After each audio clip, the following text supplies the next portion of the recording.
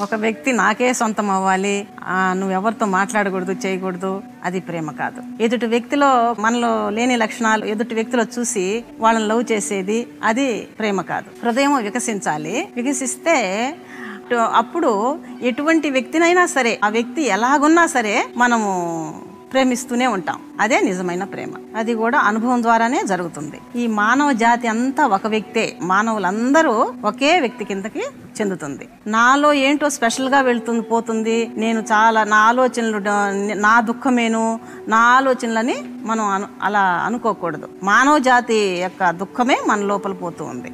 Feel అవ్వాలంటే complete గా నీకు అనుభవం ద్వారానే నీకు ఆ స్థితి, ఆ లవ్ అంతా వస్తుంది. అనుభవం ద్వారానే తెలుస్తుంది నీకు. కాబట్టి ఆ వ్యక్తిలో పోయేది వేరు, నాది వేరు కానే కాదు. అంతా మనుషుల యొక్క దుఃఖమంతా ఒకటే, మనమంతా ఒకటే. అది తెలుసుకోవాలంటే అనుభవం ద్వారానే తెలుసుకోండి వీళ్ళు. అప్పుడే కరుణ స్థితి వస్తుంది.